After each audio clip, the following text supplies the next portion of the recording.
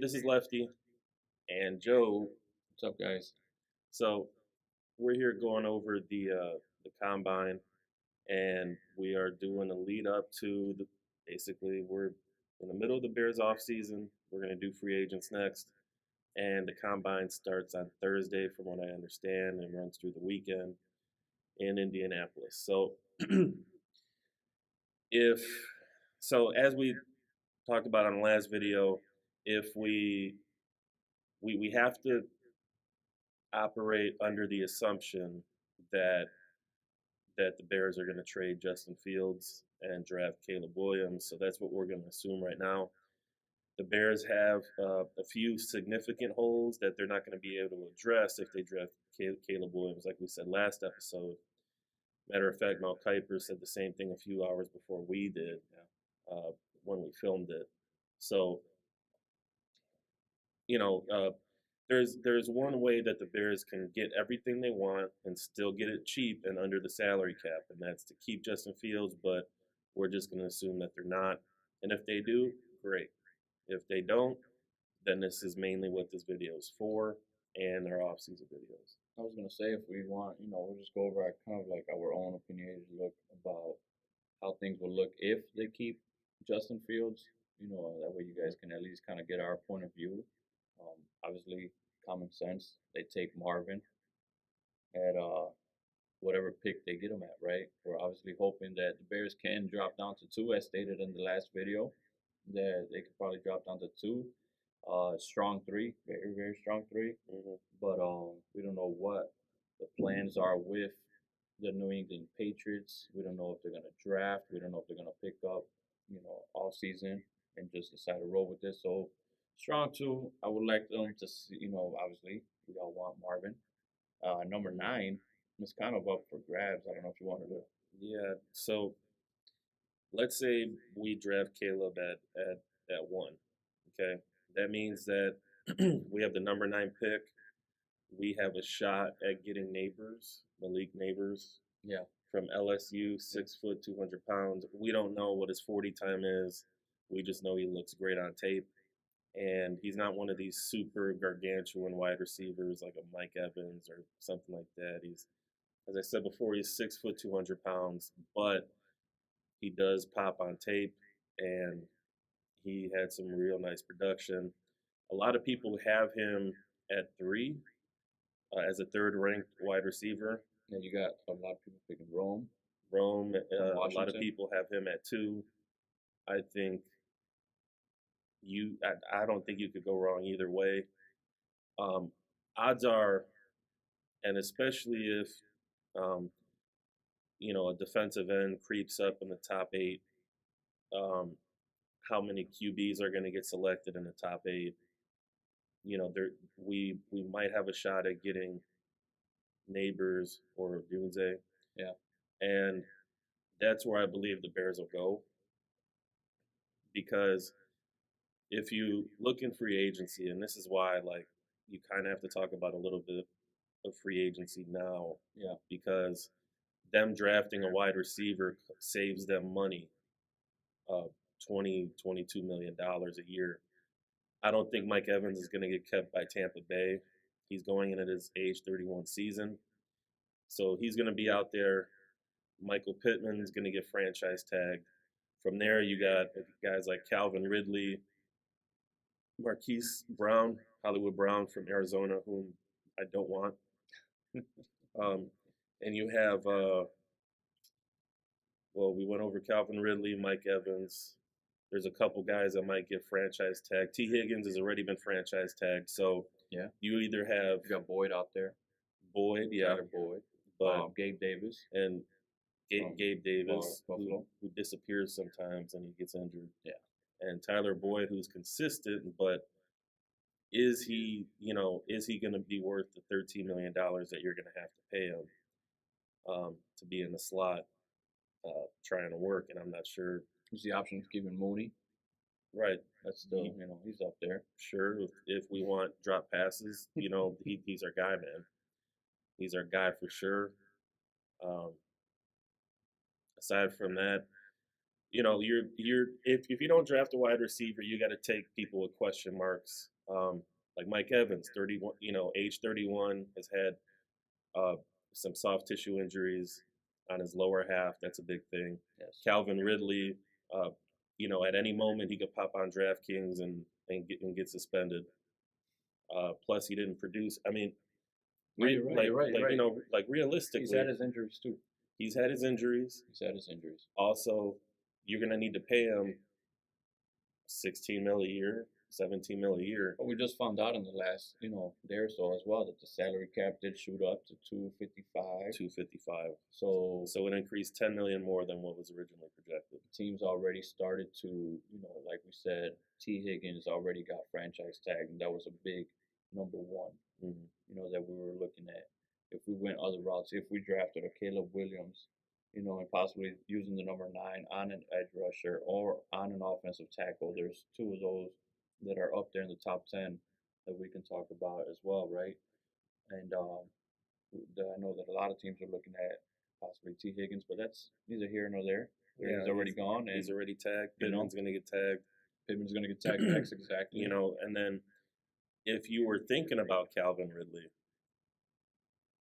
Ridley, aside from injuries and the gambling stuff that he got suspended for, if he's not producing when Trevor Lawrence is throwing him the ball, how much is he going to produce when a rookie quarterback is throwing the ball to him? I don't see it. So you don't want to spend 16 mil a year on that and lock yourself into whatever crazy deal he's going to want.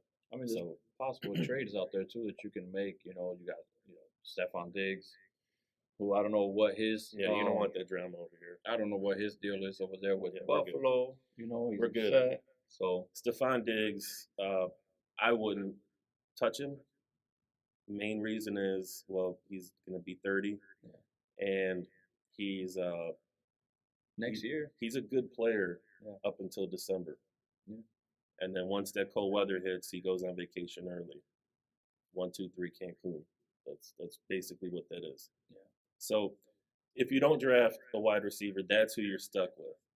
And so I think that they're going to draft a wide receiver, and it'll be either a Dunes or your neighbors. Now, if both those guys are gone,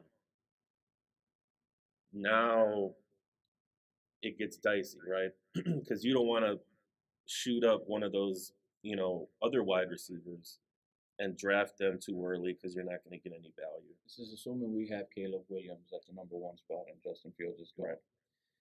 So Justin Fields, maybe at best he gets traded for a second round pick that we could then use on one of these other positions that we need. Yeah. But I think pairing, I think that they might try to go left tackle.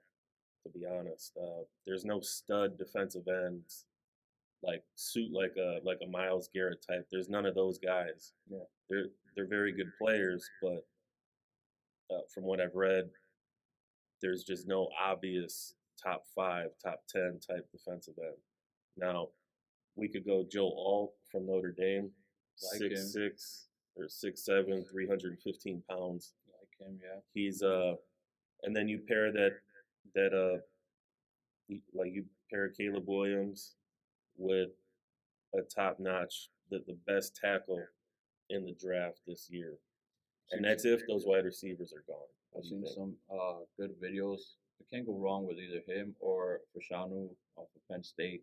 Mm-hmm. I think I've seen quite some few tape on him, and I'm sure you could agree, watching some tape, that this kid is a nice offensive tackle. Big guy as well, solid.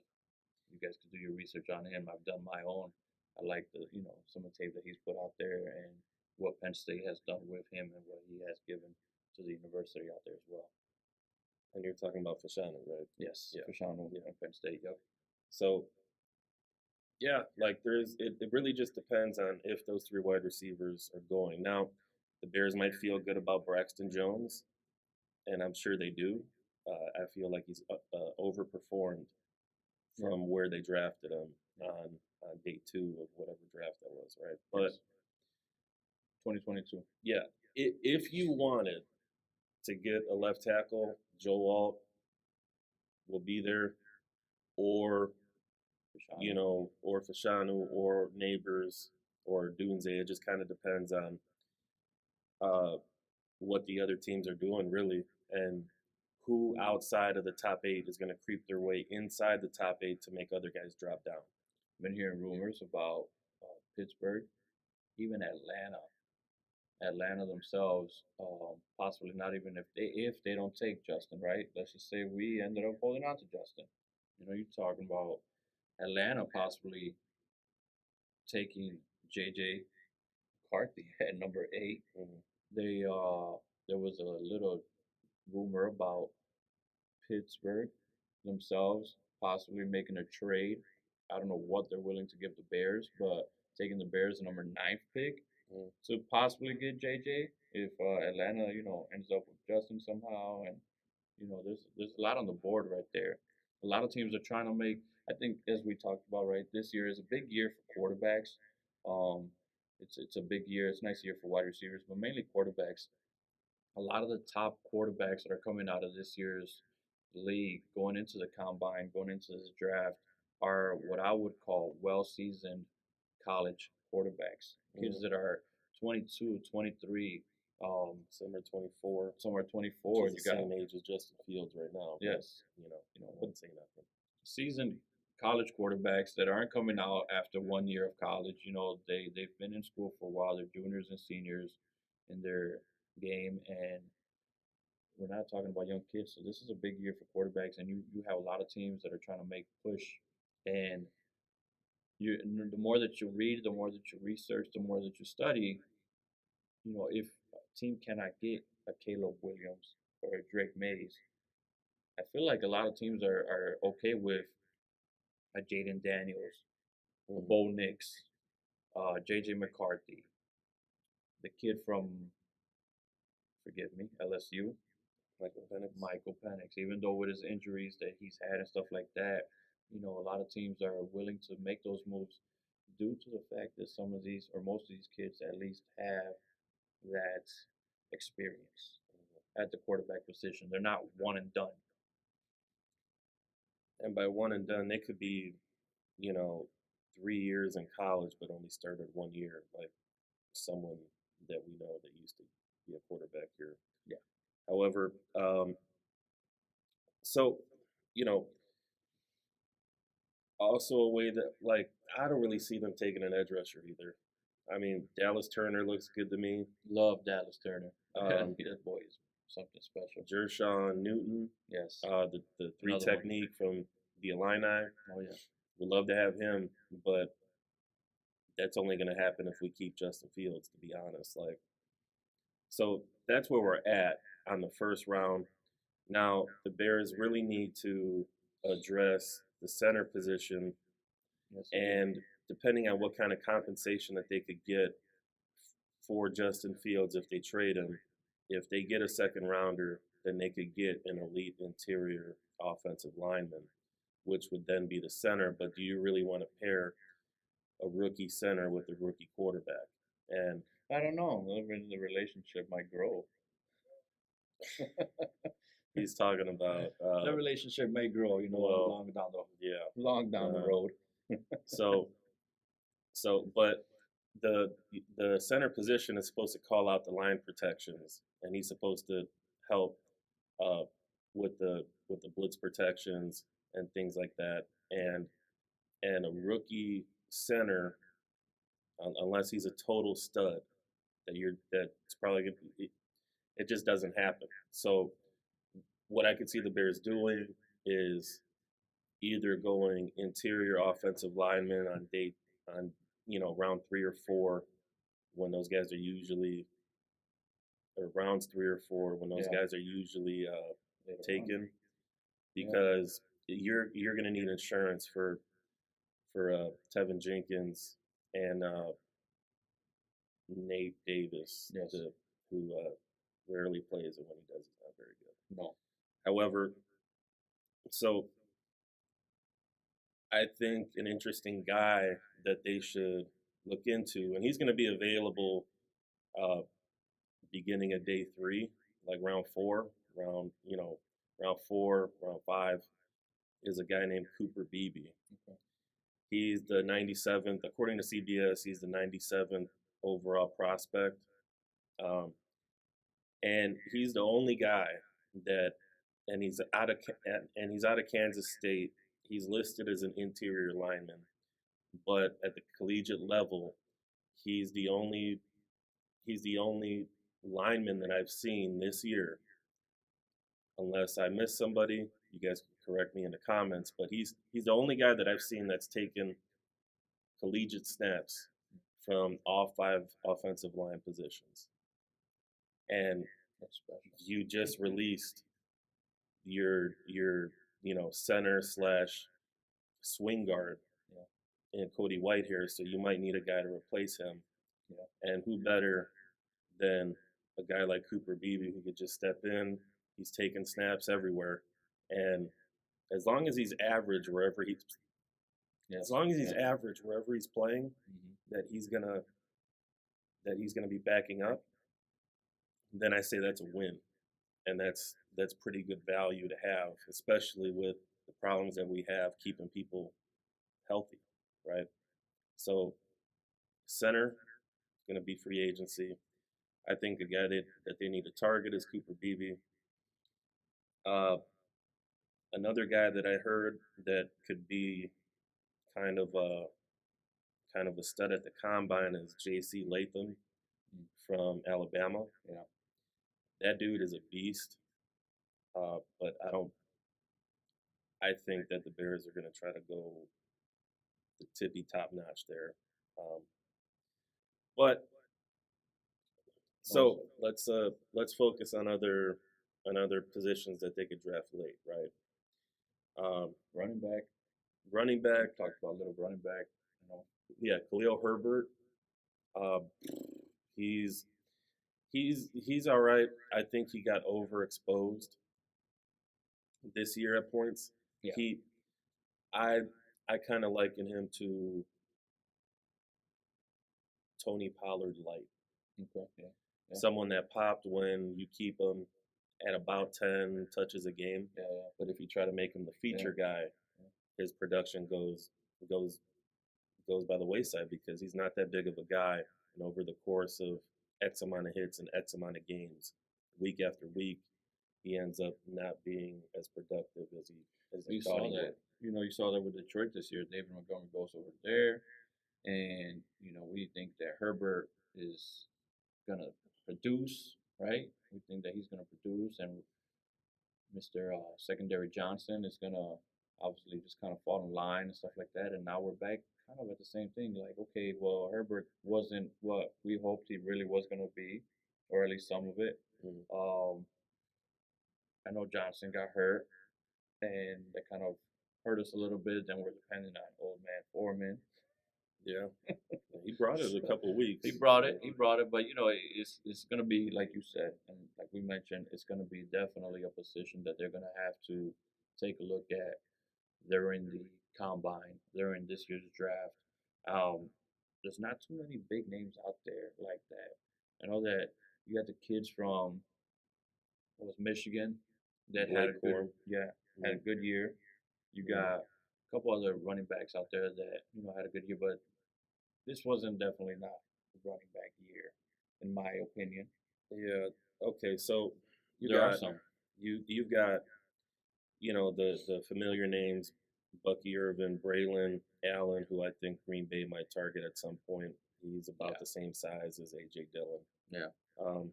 Will Shipley, Jonathan Brooks. You got the kid from Notre Dame, Audric Estime, who, if the Bears wanted to invest significant draft capital in getting, I think Audric Estime could be their guy.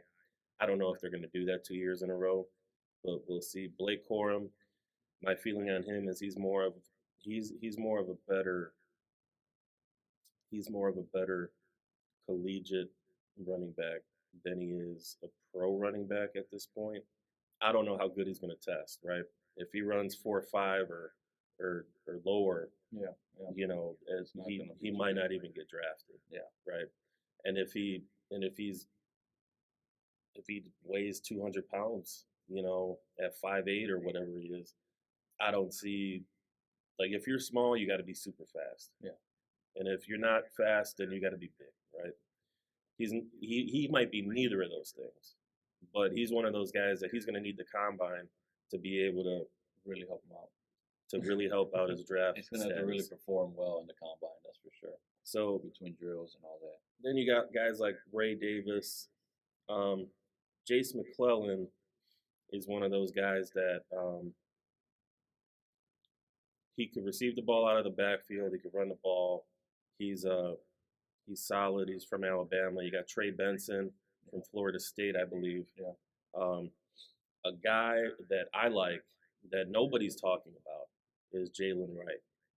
Jalen Wright is a U.S. track, especially in college, like legend, right? Like he's got track level speed, Yeah. like real speed, not football speed, real speed. Like who's the kid from Miami that I'm forgetting about now? The running back. You talking about the young kid from this year? Yeah. A Chain? A Chain. A He's Chain. got A Chain level speed. A Chain Okay. came out of nowhere. If you get him the ball in space, he's gone. Okay. That's a guy you can get in rounds 5 or 6 that could just pop. And all you got to do is devise ways and try to scheme up and getting him the ball in space. Yes. Okay. And let him do the work for you. So that's what we got for now. Obviously, if the Bears keep Justin Fields, the videos get much more fun because they could do anything. Yeah. They could fill all of their needs through the draft and not even go through the whole salary cap. But we are working under the assumption that they will trade Fields and hopefully get a second rounder for him. And, we make the best of it because right now we're going to need to draft a wide receiver. Well, then now we have to keep Braxton Jones. Yes. And then we have to possibly pay or draft a defensive tackle. And we're going to lose out on Jershawn Newton,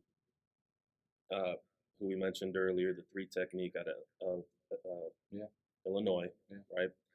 And we're going to lose out on guys like Dallas Turner, edge rushers. Yeah. But it seems like the Bears are intent on signing free agent defensive ends, so it is what it is. There are quite a few out there. We'll get into free agency, right? Yeah. Because there are quite a few out there. I mean, you know that some of these teams are going to obviously franchise tag some of these players.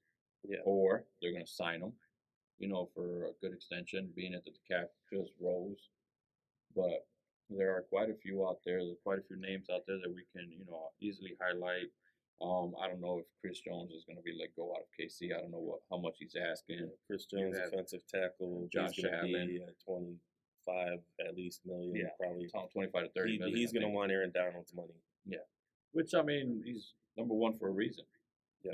So you got Josh Allen Josh Allen's getting a franchise tag. Yeah, well, out of Jaguars. You got Brian Burns. Yes. He wants 30. Yes.